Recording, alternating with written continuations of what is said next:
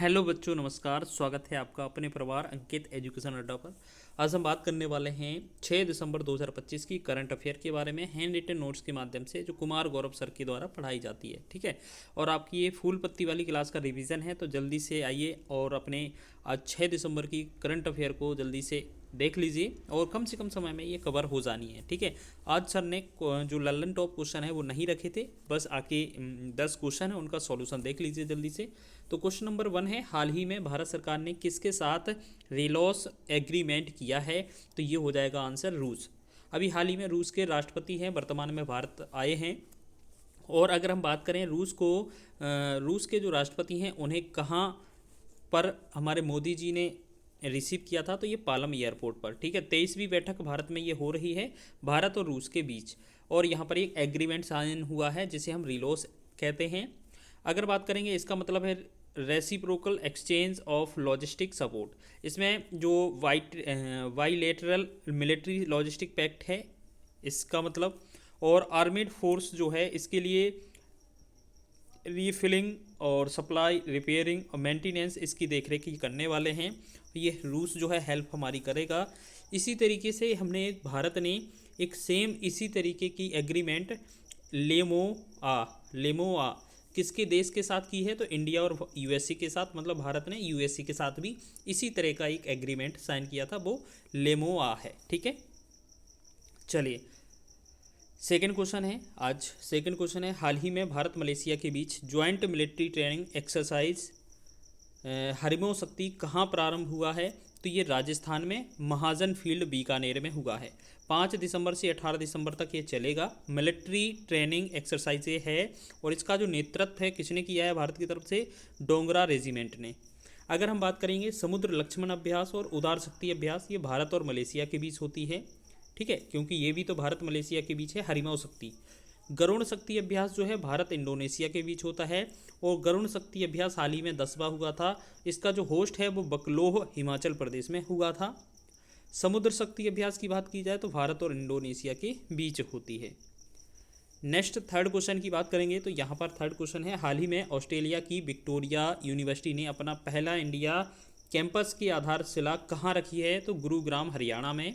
Australia की ये यहाँ पर ऑस्ट्रेलिया की यूनिवर्सिटी है, और इसे जो लाइसेंस मिला है वो किसके द्वारा मिला है? तो NEP 2020 यानी कि जो शिक्षा नीति 2020 है उसके द्वारा मिला गया था। और ये जो शिक्षा नीति 2020 है वो किसके तहत आई थी? तो कस्तूरी रंगन समिति के द्वारा। इसका जो उद्देश्य है मानव पूंजी का विकास या स्किल्स का डेवलपमेंट और कौशल का विकास करना। ठीक है। तो डीकन यूनिवर्सिटी की बात करें, कुछ समय पहले की बात है, तो ये डीकन यूनिवर्सिटी एक विदेशी कैंपस है, हमारे भारत में स्थापित किया गया था गुजरात में, गिफ्ट सिटी गुजरात में। अगर हम बात करेंगे हरियाणा से रिलेटेड, तो हरियाणा से रिलेटेड एक और इम्पोर्टेंट पॉइंट याद रखना इतिहास का, कि राखी घड़ी यहाँ पर एक संग्रहालय है जो हड़प्पा का सबसे बड़ा संग्रहालय है, याद रखेंगे। ठीक है। आगे हम बात करें नेक्स्ट चौथे प्रश्न की, तो यहाँ लिखा है, हाल ही में अंटार्कटिका पर बने ओजोन छिद्र में अब तक का रिकॉर्ड संकुचन हुआ है। इस छिद्र की पहली बार खोज कब हुई थी? तो इसकी हम बात करेंगे इसकी, तो ये 1985 में सबसे पहले ये देखा गया था फॉरमैन के द्वारा। ओजोन छिद्र ये अंटार्कटिका के ऊपर देखा गया था 1985 में। कई बार ये भी क्वेश्चन डायरेक्ट पूछा गया था। ठीक है। अब जो ओजोन परत है वो किस मंडल में पाई जाती है? तो ओजोन परत समताप मंडल में पाई जाती है। सारी की सारी मौसमी घटनाएं क्षोभ मंडल में हैं, जबकि ओजोन परत समताप मंडल में है। इसी में ही जो वायुयान हैं वो उड़ते हैं, क्योंकि यहाँ पर मौसम का प्रभाव नहीं रहता है, इस वजह से उन्हें आसानी होती है। 16 सितंबर 1987 की बात है, जब 85 में ये छिद्र देखा गया, तो 1987 में फिर ये 16 सितंबर 1987 में एक बैठक होती है मॉन्ट्रियल कनाडा में। यहाँ बोला जाता है कि जो CFC क्लोरोफ्लोरोकार्बन है, फ्रियोन गैस है, इससे क्या है अंटार्कटिका में यह जो ओजोन परत है वो पतली पड़ती जा रही है, छेद हो रहा है। तो इस वजह से इसको रोका जाए और इसकी जगह पर फिर आपका दूसरी गैस का यूज़ किया जाए, NH3 हो गया। ठीक है, जो शीतलक के रूप में। वैसे विशेषता की देखा जाए तो जो CFC क्लोरोफ्लोरोकार्बन थी या फ्रियोन थी, इससे क्या है जो फ्रिज AC होते थे उनमें यूज़ किया जाता था शीतलक के रूप में, मतलब ठंडा करने के लिए। लेकिन वर्तमान में अमोनिया हो गया और वही कई सारी इसकी जो है वो गैसें हैं उनका यूज़ किया जा रहा है। तो यहाँ पर हम बात करेंगे तो सबसे पहले बात करेंगे इसकी 2016 में ये बोला क्या है कि एक किगाली सम्मेलन हुआ था जो कि रवांडा की राजधानी है, ठीक है, और इसका जो संबंध है वो भी ओजोन परत से है। तो अब याद रखना 16 सितंबर को हम ओजोन परत या ओजोन संरक्षण दिवस मनाते हैं। कई बार एग्जाम में यही पूछा गया है कि ओजोन संरक्षण दिवस कब मनाया जाता है, तो 16 सितंबर में, ठीक है। तो हम बात करेंगे इसकी, ये चीज़ हो गई इतनी सारी डिटेल। आगे बात करेंगे हम नेक्स्ट 5वें क्वेश्चन की। हाल ही में 15वें इंटरनेशनल सैंड आर्ट फेस्टिवल का समापन हुआ है, तो वो कहाँ, कोणार्क उड़ीसा में, उड़ीसा कोणार्क में हुआ है। और इसे स्टार्ट करने वाले कौन है, वहाँ के सीएम थे मोहन सिंह। अगर बात करेंगे, कोणार्क को ब्लैक पगोड़ा के नाम से जाना जाता है। ये गंग वंश के नरसिंह देव फर्स्ट के द्वारा बनवाया गया था। इसमें जो है रथ आकृति में मंदिर बनाए गए हैं और 10 रुपये के जो नोट है उस पर ये कोणार्क का सूर्य मंदिर इसका इमेज बना हुआ है। और अगर बात करें ये जो फेस्टिवल है अभी हाल ही में किस बीच पर बनाया गया, तो चंद्रभागा बीच पर ही मनाया गया, ठीक है। अब यहाँ पर ऐसे क्वेश्चन भी पूछा जाए यूनेस्को से रिलेटेड कि कोणार्क मंदिर जो है उड़ीसा का, इसे यूनेस्को में कब शामिल किया गया था, तो 1984 में। अब यूनेस्को की बात की जाए तो यूनेस्को में शामिल किया गया 1984 में। यूनेस्को की स्थापना की बात की जाए तो 16 नवंबर 1945 में पेरिस फ्रांस में की गई थी, ठीक है। पेरिस में इसका मुख्यालय है, याद रखेंगे। कार्तिकेय दीपम फेस्टिवल की बात करेंगे तो तमिलनाडु में ये रोशनी का त्यौहार होता है। उघोली त्यौहार नेपाल में मनाया जाता है, फसल से रिलेटेड है। उड़ीसा में महत्वपूर्ण त्यौहार देख लीजिए, धानु यात्रा, नुआखाई, रछ पर्व, जगन्नाथपुरी, रथ यात्रा। तमिलनाडु के महत्वपूर्ण त्यौहार देख लीजिए, थाईपुसम, पुथांडु, पोंगल और जल्लीकट्टू महत्वपूर्ण त्यौहार हैं।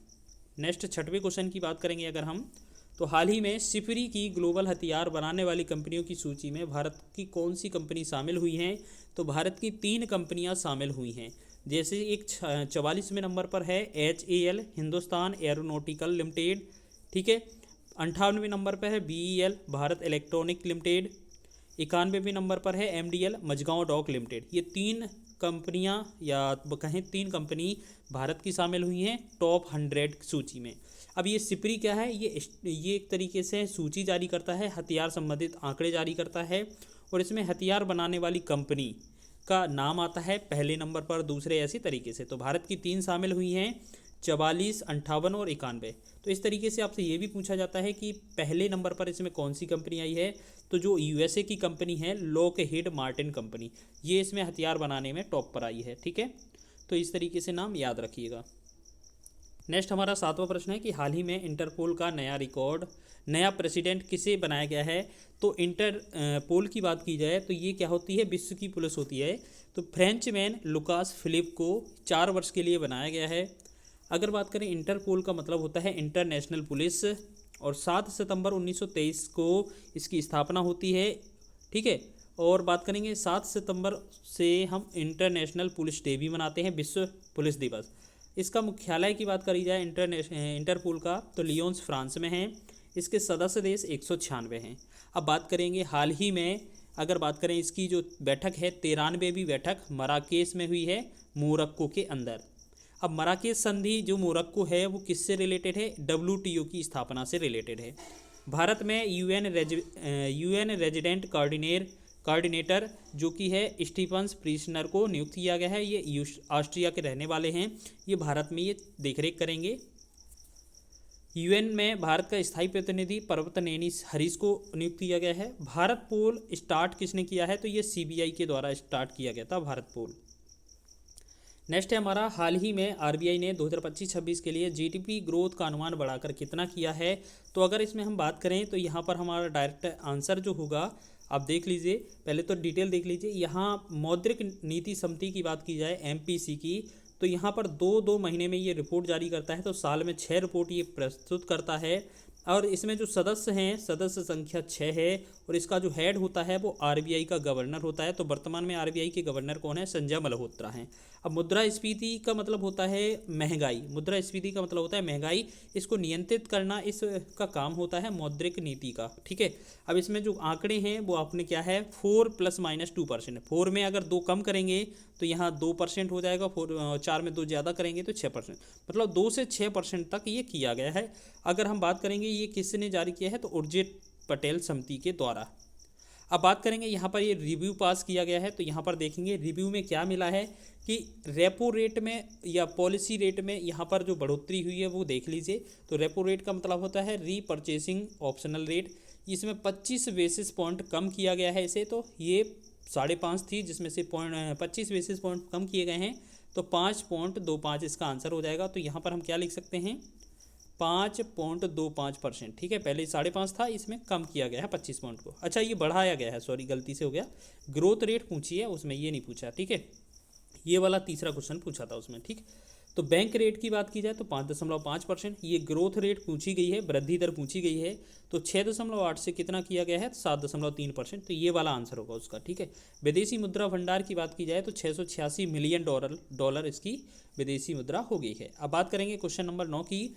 तो हाल ही में जेरूसलम मास्टर्स 2025 का खिताब किसने जीता है, तो अर्जुन एरगेसी ने। अगर बात करिए ये किससे रिलेटेड है, तो ये चेस से रिलेटेड है, और इसके उपविजेता जो बने हैं विश्वनाथ आनंद बने हैं, जो कि पहले ग्रैंड मास्टर चुने गए थे। और पहले ग्रैंड मास्टर चुने गए थे, इन्हें फर्स्ट राजीव गांधी खेल रत्न अवार्ड भी मिला था, जिसे हम वर्तमान में मेजर ध्यानचंद खेल रत्न अवार्ड के नाम से जानते हैं। इनकी एक प्रसिद्ध पुस्तक है माइंड मास्टर, एक बुक है, बहुत ही प्रचलित है, ये पूछी जाती है। अभी हाल ही में एक न्यूज़ आई है, मोहित शर्मा जो है सभी फॉर्मेट से संन्यास ले लिया है इन्होंने, ये क्रिकेट से रिलेटेड है। चलिए हम बात करेंगे अब अंतिम प्रश्न की। तो यहाँ लिखा है हाल ही में वर्ल्ड सॉइल डे 2025 कब मनाया गया, मिट्टी दिवस या विश्व मृदा दिवस कब मनाया गया, तो 5 दिसंबर को मनाया गया। इसकी जो थीम है वो क्या रहने वाली है, हेल्दी शहर के लिए हेल्दी मिट्टी। पहली बार ये 5 दिसंबर 2014 को मनाया गया था। मिट्टी का अध्ययन क्या कहलाता है, पेडोलॉजी। और मिट्टी में NPK ये होता है सोडियम पोटेशियम, और ये क्या है, सोडियम फास्फोरस और पोटेशियम। ये NPK का जो अनुपात है कितना है, तो 4:2:1। तो आप इस तरीके से देख लेना इसमें क्या है। सोयल हेल्थ कार्ड का मतलब है मिट्टी के लिए हेल्थ कार्ड की जो है 19 फरवरी 2025 को ये श्री गंगानगर राजस्थान से ये चालू की गई थी योजना। और इसका जो टैगलाइन था स्वस्थ धरा खेत हरा, इसकी ये टैगलाइन थी। तो इस प्रकार टॉप 10 प्रश्न आपको करवा दिए गए हैं, जो कि 6 दिसंबर के करंट अफेयर की थी। ठीक है, बहुत ही कम समय में आपको समझाने का प्रयास किया है। और अगर वीडियो अच्छा लगा है तो वीडियो को लाइक करें, शेयर करें, चैनल पर नए हैं तो चैनल को सब्सक्राइब कर लें। इसी तरीके से फूल पत्ती वाली क्लास का डेली आपका रिवीजन होता है, कम से कम समय में आप रिवीजन कर लेते हैं। और साथ ही साथ आप सभी से रिक्वेस्ट है, अगर वीडियो अच्छा लगता है तो लाइक के साथ साथ चैनल को सब्सक्राइब भी कर लें। ठीक है, ताकि अगला जो नोटिफिकेशन है वो आपके पास पहुंच जाए। रिवीजन बहुत जल्दी से आप कर सकते हैं हमारे साथ जुड़कर। मिलते हैं नेक्स्ट वीडियो में।